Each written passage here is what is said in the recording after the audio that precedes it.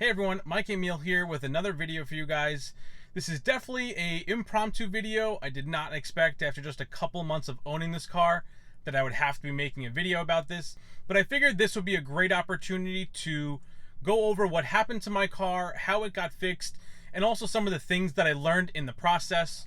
So as you can see from the picture and the headline, my car needed to be repaired. It broke. So to give you some backstory about how we got to this point, a couple weeks ago I noticed that the passenger headlight seemed to be a bit dimmer while I was driving home.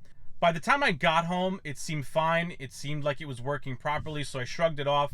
Then a couple days later, while driving at night again, I saw it happen, so I pulled into a parking lot, was able to get this photo where you can see that the lower part of the passenger headlight is actually not working. I immediately decided to put in a request to Tesla service to see if they could come and fix it or see what was going on. All of that process is really very simple. You go right into the Tesla app and click through the service menu. They ask for some photos if you have and a description of what the issue is. Pretty quickly you get a response back. They give you an estimate of what they think the repair is going to be. So the initial estimate was $0 for the time being. The service technician came out and was really friendly and very helpful. He was able to tell me that once I created the ticket and they went in to review the data records on the car, they were able to pinpoint that it's either the software issue or a hardware issue. But either way, they were just going to replace the headlight and then reinstall the software. Believe it or not, yes, each headlight has software specifically designed to control it. So that's exactly what he's doing here. It actually didn't take too long. It took him about 20-25 minutes to break the car down to the point where he was able to get the headlight out. And then about 20-25 minutes to put the car back together. In the end, they ended up not charging me anything. They said it was under warranty. They replaced it and did all the work for free. So definitely a great experience that I had. I've actually used them again when I needed to do a tire rotation.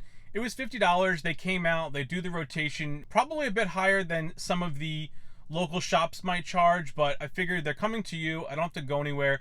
Definitely worth it in my opinion. Okay, so I also wanted to touch base on some of the things that the Tesla tech went over with me, some of the things that I learned in the process. One of the things that he recommended is if you're ever having any issues with your car, to write down the date and time that the issue started or any time that you notice it happening. Reason being is when you go into the Tesla app and create a service ticket, you can let them know when these issues were occurring. This allows the service department to go into the car's data records and see what was going on at the time so that they can diagnose the issue quicker and easier. He also recommended taking pictures of anything that's going on. This allows them to see what you're talking about so they get a better understanding of what the issue is too. The other thing that we discussed pertains to the tires on the car. I asked how frequently he thinks the tires should be rotated. He said the Tesla manual recommends every 7,500 miles because the tires tend to wear a little bit quicker, possibly due to the regenerative braking. He recommended every 4,500 to 5,000 miles. I also asked him how much the Tesla mobile service is used. He actually stated that they try and use that service for about 90 to 95% of all the service requests, just to eliminate more cars coming into the service center and also as a convenience to the consumer. Overall, the service that I've received so far has been absolutely great. They have been extremely professional, very communicative with everything that's going on. I happen to really like how easy it is to go in and schedule service right from the app, and I love that Tesla offers this service.